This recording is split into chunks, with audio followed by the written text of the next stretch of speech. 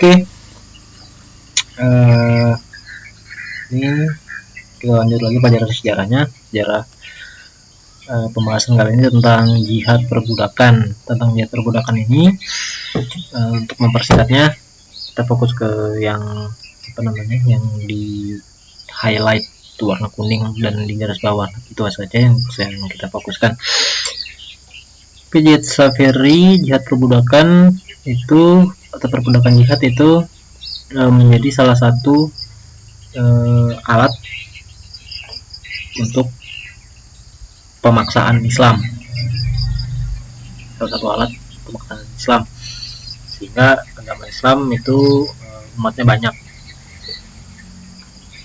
Mungkin ada yang pernah mendengar bahwa jika Islam itu agama yang tidak benar, mengapa menjadi salah satu agama yang besar di dunia?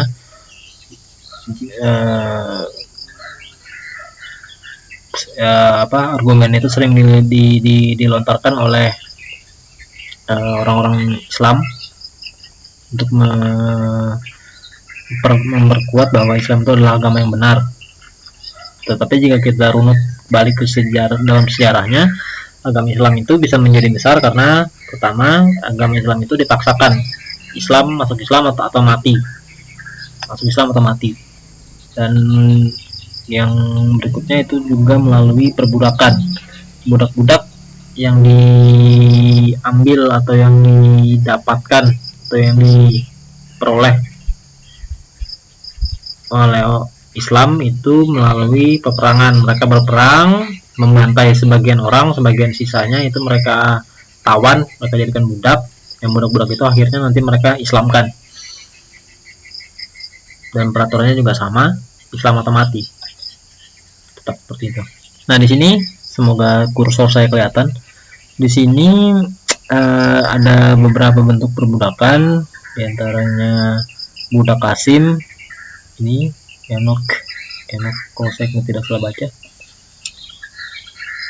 Ini budak Kasim itu budak yang laki-laki. Budak Kasim biasanya laki-laki yang dikebiri. Dan gimana cara kebirinya nanti kita lihat. Kemudian jihad prajurit, artinya budak itu dijadikan prajurit. Budak prajurit, kemudian ada budak anak-anak dan budak harem. Harem itu gundik, budak seks. Karena agama Islam itu sangat-sangat kalau disebutnya itu sangat mempromosikan atau ya semacam itulah, sangat menggembar-gemborkan kepuasan seksual agama Islam. Kemudian di yang berikutnya ini perbudakan jihad ini menjadi alat yang kuat untuk ekspansi atau perluasan Islam dan mempertahankan masyarakat Islam Muslim, apalah itu terserah. Kemudian di sini analisa dari Patricia Crown tentang asal usul dan perkembangan pemikiran politik Islam.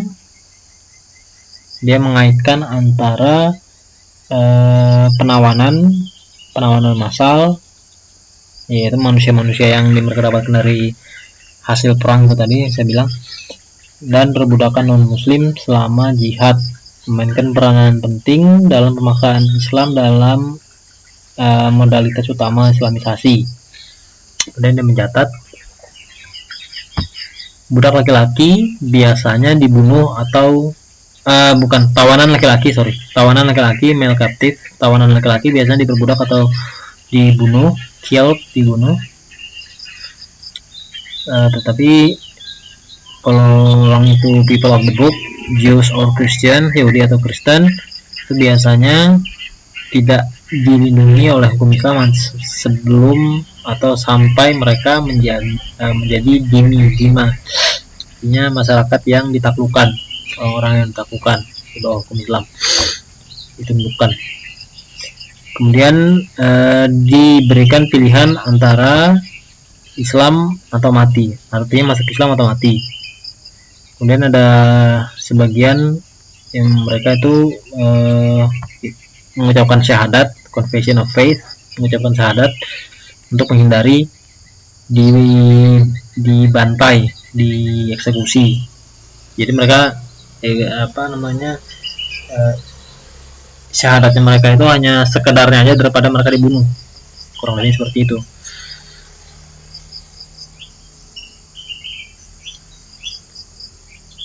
Kemudian anak-anak dan perempuan ditawan, biasanya diperbudak. Kemudian slave almost always converted, encouraged or pressurized by the masters.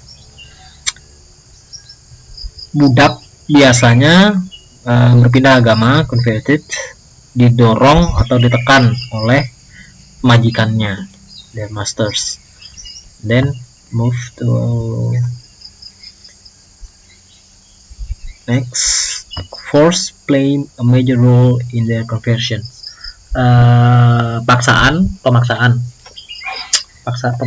itu memainkan peranan penting dalam perpindahan agama. Jadi majikannya para budak ini kan orang Islam. Nah, para majikan yang Islam ini memaksa atau memaksa para budak ini untuk masuk Islam. Dan ingat, budak itu hidupnya tidak lebih baik daripada binatang. Nyawa mereka itu sepenuhnya milik tuannya. Mereka mau dikasih makan, mereka mau dipukuli atau apa, itu urusan tuannya, itu hak tuannya. Budak tidak punya hak untuk membela diri. Bayangkan itu pada masa itu kan. Kalau kamu tidak mau saya pukuli lagi, kamu harus masuk Islam. Kurang lebih bisa jadi seperti itu. Itulah agama yang sangat tidak percaya diri. Agama tidak jelas itu kan Islam itu. Kemudian for the idolaters Hindu enslaved in vast number during wave of jihad conquest. Jadi orang-orang Hindu pun sempat kena sialnya, sempat kena bencana, diperbudak oleh orang-orang Islam pada saat jihad. Jadi masuknya Islam ke India pun itu karena jihad. Jihad slavery also contributed substantively to the growth of Muslim population in India. Jadi jihad perbudakan pun memainkan peranan penting dalam pertumbuhan atau munculnya Islam di India.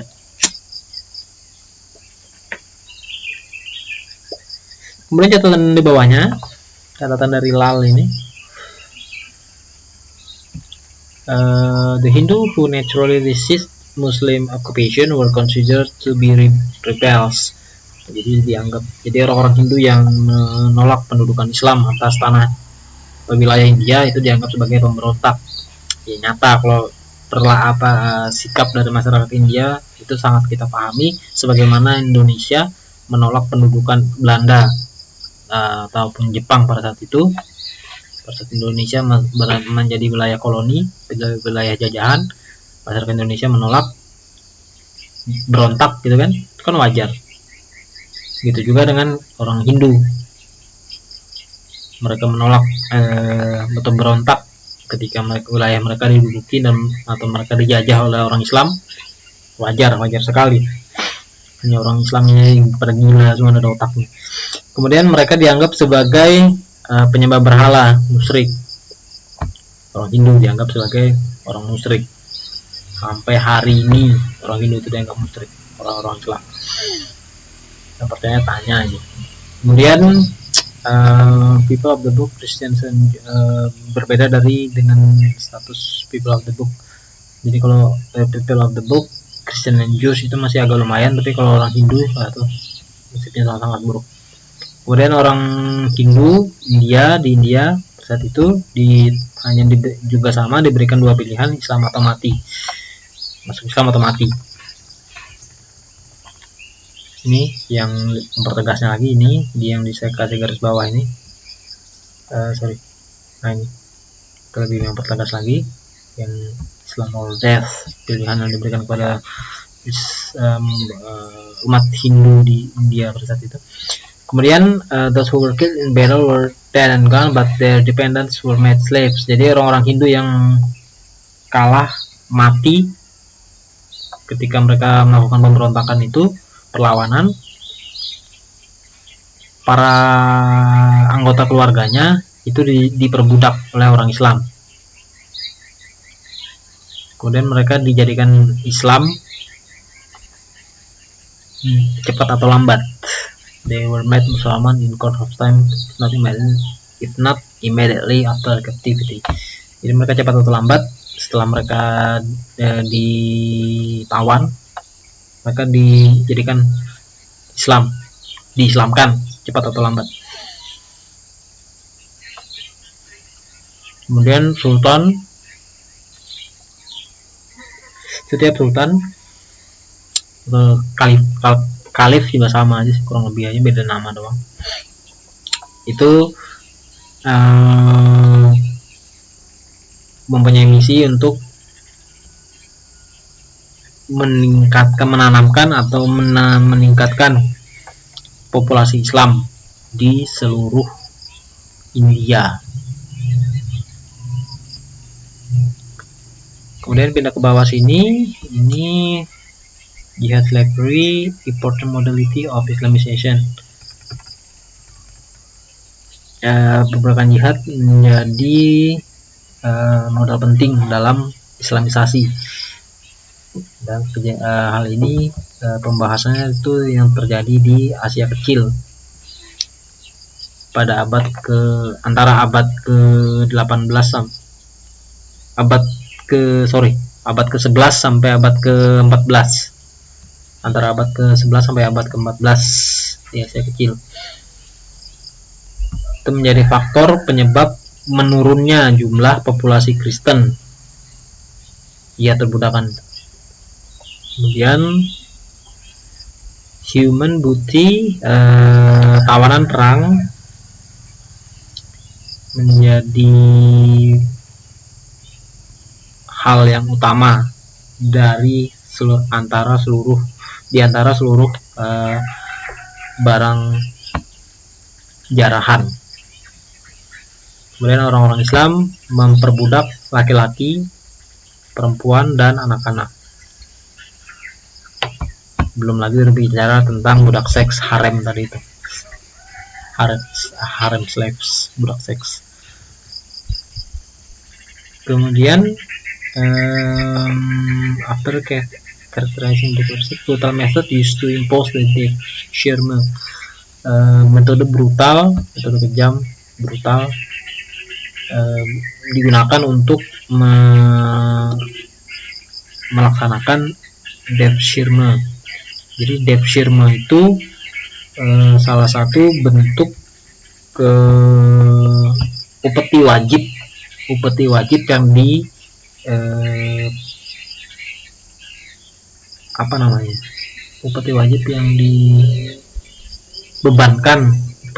dibebankan kepada masyarakat yang ditaklukkan oleh Islam berupa anak laki-laki.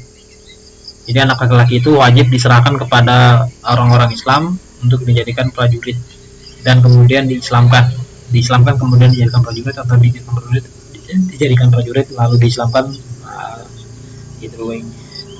Itu bisa seperti itu. Ini pokoknya dia anak-anak laki-laki di dalam hal ini itu orang-orang Kristen itu wajib diserahkan kepada orang Islam, pajak tapi bentuknya manusia, untuk dijadikan prajurit dan diislamkan. Yang mana yang duluan dijadikan prajurit atau diislamkan dulu kemudian dijadikan prajurit, manapun itu intinya mereka meminta pajak dalam bentuk anak laki-laki itu di luar jizya, di luar pajak nyawa, jizya itu di luar itu. Orang Islam tuh pada gila semua memang. Kemudian the fate of the conquered had to be determined according to the principle of the Quran. Jadi nasib dari orang-orang yang ditaklukkan harus ditentukan berdasarkan prinsip-prinsip Al-Quran. Kemudian di sini lanjutannya, either to be exterminated or be compelled to convert to Islam or to enter the status of protection or aman by paying taxes and particularly jizya. Jadi apakah untuk dibantai atau diislamkan atau memasuki status di bawah perlindungan, sebetulnya bukan perlindungan sih, di bawah jajahan, sebetulnya bukan perlindungan, di bawah jajahan dengan membayar pajak nyawa, jizya itu. Jadi mereka tuh orang-orang Kristen itu berdasarkan hukum Al-Quran, prinsip dasar Al-Quran, orang Kristen atau Yahudi itu apakah dibunuh, yang pertama, yang kedua apakah diislamkan, yang ketiga apakah dibiarkan hidup menjadi masyarakat jajahan yang wajib membayar pajak nyawa, jizya. Kalau hukum Islam begini, hukum Islam. And then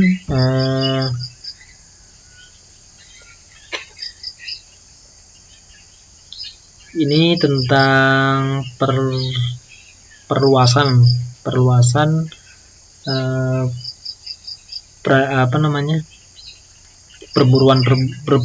budak.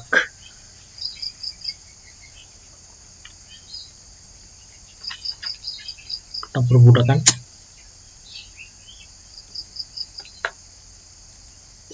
Perburuan budak melalui jihad. Kemudian the males, Georgian, Armenian, and Circassian inhabitants of the Caucasus, orang-orang Kristen semua itu, penduduknya dari Georgian, Armenia, dan Circassia dari Kaukasus itu Kristen kan, Kristen, were enslaved, diperbudak secara massal, dalam jumlah besar secara massal, dan dengan demikian dijadikan Islam Syiah. Sekarang ini di Iran itu kan Islamnya Islam Syiah, bukan Sunni. Kemudian pokoknya intinya diislamkan lah itu, entah itu Syiah entah itu Sunni. Kemudian laki-laki, the males were made to serve as primarily military or administrative slaves. Laki-laki dijadikan budak militer, artinya prajurit, atau budak administratif. Kemudian sedangkan perempuan dipaksa atau dijadikan harem. Harem itu gundik itu lebih baik daripada pelacur, masih mending pelacur dibayar. Kalau harem itu enggak, disetubuhi semaunya dan tidak dibayar. Jadi dia itu semacam gundik, selir. Kalau selir masih lumayan dianggap istri siri. Ini enggak, ini semacam kayak boneka seks ya, semacam itu lah. Kalau sekarang masih ada, syukur sudah ada boneka seks. Jadi orang udah beristri, udah punya budak seks. Ya, disetubuhi, habis itu tinggal kurung di penjara lagi, dimasukkan kamar. Nanti kalau mau setubuhi masuk lagi ke kamar itu, setubuhi itu tinggal, gitu aja. Harem. Kelakuannya orang Islam ya.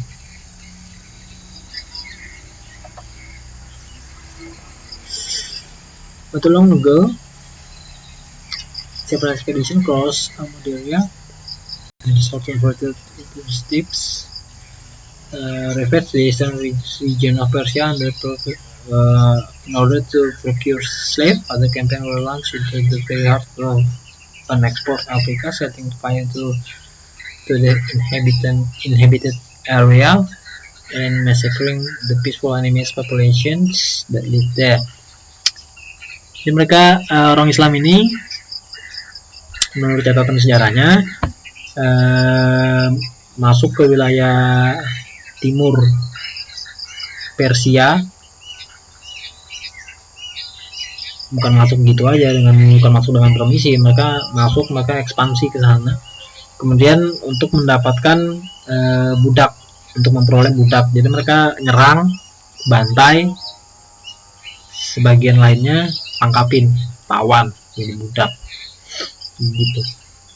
Bukan mereka permisi, ini saya mau mencari ART misalnya, siapa yang berminat, gajinya sekian. Nah ada kayak gitu. Budak itu nggak ada gajinya tuh kalau syukur kalau dikasih makan 1 hari sekali, syukur. Kalau enggak, kemudian mereka juga ekspansi ke Afrika, makanya mereka punya budak orang kulit hitam karena di Afrika. Dan mereka membantai orang-orang yang pada saat itu animisme. Jadi biasa bilang animisme agama tradisional,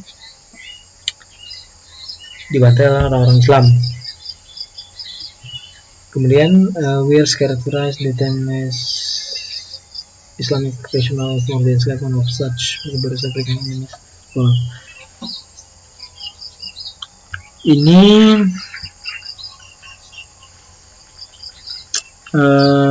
yang saya klik ini, yang warna kuning ini, bahwa orang-orang selain Islam, kafir, ini mereka sebut sebagai kafir, ditakdirkan untuk memasuki wilayah Islam itu bukan sebagai warga negara, tetapi sebagai budak.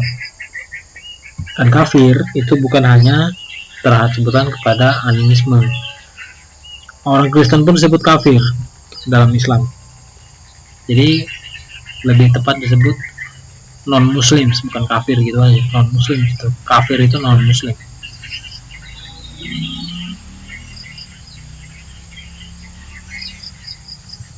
Kemudian the religion of a land is the religion of its amir. Ini yang istilahnya semboyan atau slogan atau apa yang berkembang di kalangan Islam. The religion of a land is the religion of its amir or ruler, pemimpin. If he be Muslim, the land is a land of Islam atau Darul Islam. If he be a pagan, the land is a land of unbelief or Darul Kufur. Jadi agama suatu wilayah itu adalah agama pemimpinnya. Kalau pemimpinnya itu Islam, maka wilayah itu adalah wilayah Islam. Kalau kalau pemimpinnya itu seorang pagan, non Islam, pokoknya non Islam itu pagan. Kristen aja disebut kafir, pagan, maka wilayah itu adalah wilayah pagan. Makanya seperti ada yang berkembang dalam bahasa Jawanya tuh agomo agemi ngaci, baju agama itu pakaian raja, sama ya. Agomo agemi ngaci, agama adalah pakaian raja. Jadi kalau rajanya itu agamanya Islam, maka seluruh masyarakatnya itu Islam, kurang lebihnya begitu. Kemudian the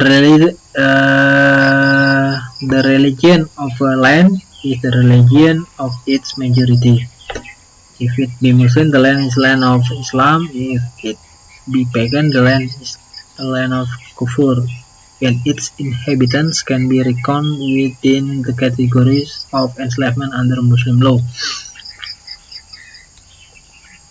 Jadi slogan yang keduanya itu lagi, agama dari satu wilayah itu adalah agama mayoritas penduduknya. Kalau penduduknya mayoritas beragama Islam, maka wilayah itu adalah wilayah Islam. Kalau mayoritasnya itu pagan, non Islam, maka wilayah itu adalah wilayah kafir dan penduduknya dapat dapat diperbudak di bawah hukum Islam, bisa diserang, dijajah, manusianya nanti diperbudak. Itu menurut hukum Islam. Dalam sejarahnya loh nih. Kemudian diperbudak. Nah, perbudakan itu sendiri adalah penghinaan, penolakan, subjection, yang lahir dari yang muncul dan atau yang timbul dari kekafiran. Jadi orang-orang yang dianggap kafir itu dihina, ditolak, dan diperbudak. Dan kafir itu bukan orang yang tidak beragama. Orang yang beragama selain Islam kafir. Makanya tadi orang Hindu kafir, Kristen pun kafir juga. Orang Islam kan gitu, ambil ajaran agama. Jihad slavery atau jihad perbudakan adalah cara metode untuk pemaksaan Islam terhadap non-muslim secara umum, for non-muslims in general. Jadi dengan diperbudak, nanti dia lama-kelamaan akan diislamkan secara paksa. Kalau kamu tidak mau saya perlakukan begini, begitu, maka kamu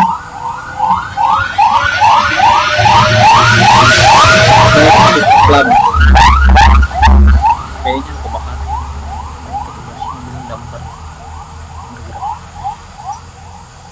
Kayaknya kebakaran. Semoga aja cepat ditangani kalau memang itu.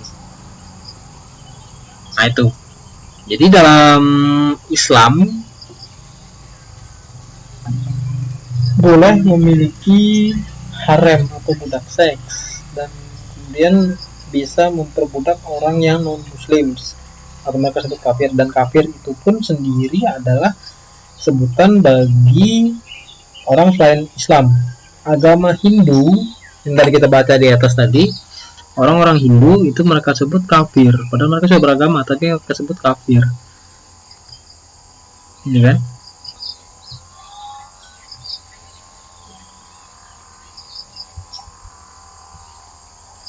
Hindu udah itu kafir. Kristen pun apa lagi? Kafirlah yang menyebut Yesus atau Isa sebagai anak Allah. Nah itu ada ayatnya di Al-Quran loh.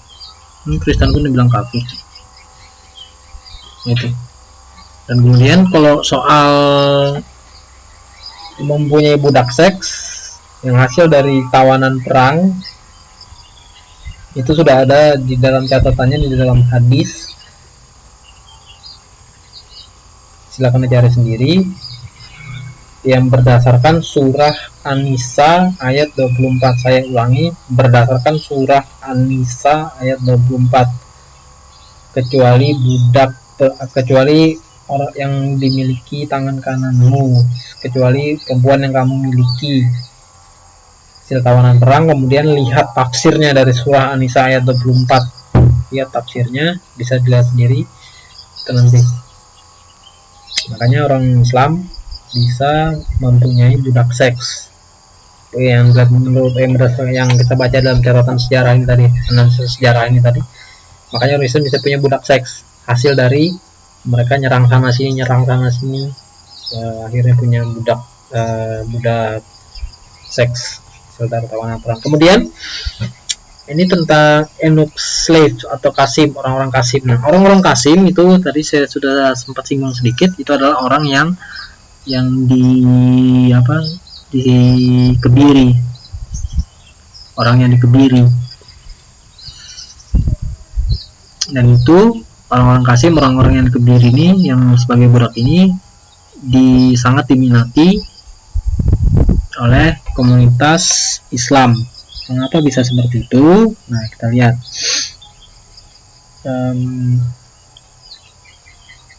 Wait a minute.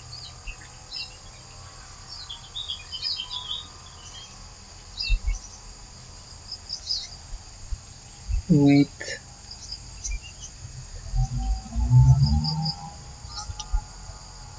They serve most as notably supervisor of women in the harems of the rulers and elites of the Ottoman Empire. Mereka itu bertugas sebagai pengawas atau penjaga lah ya, penjaga dari perempuan harem atau budak seks dari pemimpin dan orang-orang bangsawan.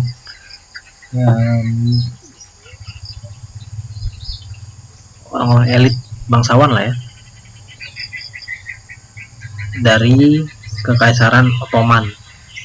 Nah, karena kita ambil logikanya begini, kalau mereka masih mempunyai burungnya itu, orang-orang Kasim ini kan laki-laki, kalau mereka masih mempunyai burung, para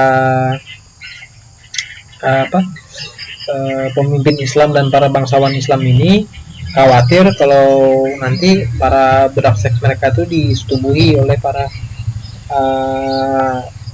penjaganya ini, makanya mending kebiri aja kan, itu logikanya begitu, makanya mereka dikebiri, ya dikebiri.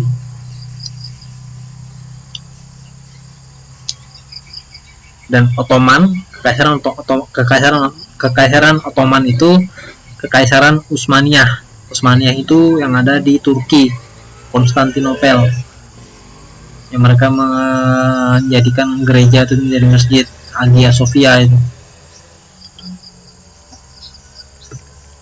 Kemudian ini Ottoman, Utsmaniyah itu, kekaisaran Utsmaniyah,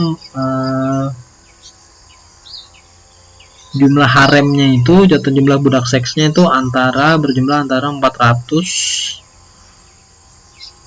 sampai 500 orang, dikawal atau dijaga, diawasi dan dijaga oleh 140 orang Kasim Afrika. Jadi orang Kasimnya ini orang kulit hitam, Kasim Afrika. Kemudian untuk mendapatkan tempat-tempat budak, tempat-tempat untuk mendapatkan budak, tempat-tempat untuk mendapatkan budak itu ada di Bilad as-Sakabila, itu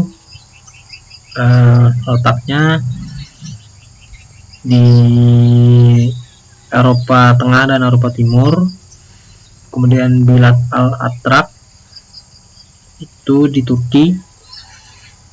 Kemudian Bilad as-Sudan itu di selatan Sahara, south of the Sahara, orang-orang kulit hitam. Sahara itu kan di Afrika.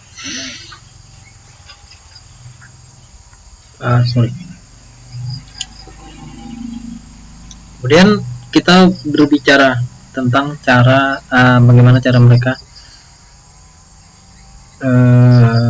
melakukan pengebirian, cara kebirinya tuh ya. Baca pengebirian bisa secara sebagian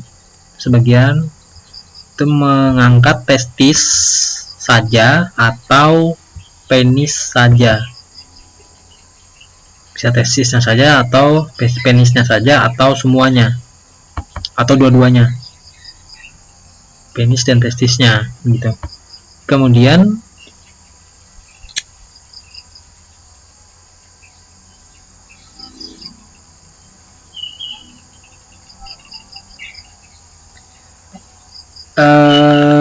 bisa dibayangkan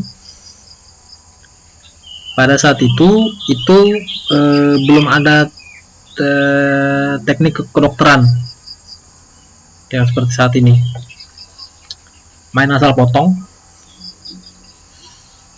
kayak kita motong singkong dari batangnya itu, main asal tak potong gitu aja. Apa yang terjadi? Kemudian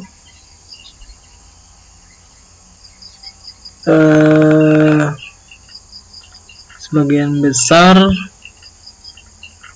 orang-orang Qasim yang dijual ke pasar mengalami pemusnahan total atau mengalami kemusnahan gitu ya, mengalami kemusnahan.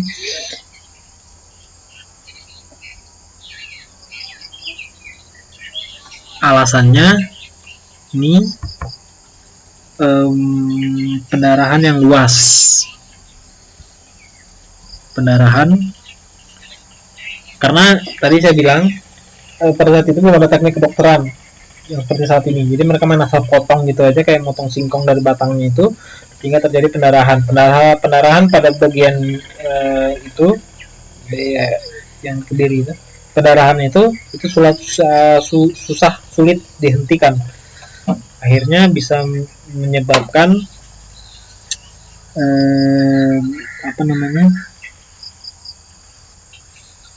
bahaya kematian,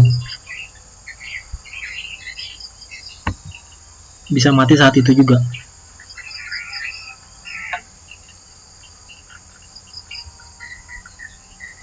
Pendarahan tidak dapat pendarahan tidak dapat dihentikan dengan kauterisasi tradisional karena akan menutup uretra yang akhirnya menyebabkan kematian karena tidak mampu mengeluarkan urin atau air urin itu, air kencing. Kemudian yang kedua terletak pada infeksi uretra yang dengan pembentukan nanah menghalangi dan menyebabkan kematian dalam beberapa hari. Jadi begitu. Jadi karena saking terobsesinya orang-orang Islami dengan seks, mereka sampai memiliki budak seks yang jumlahnya ratusan.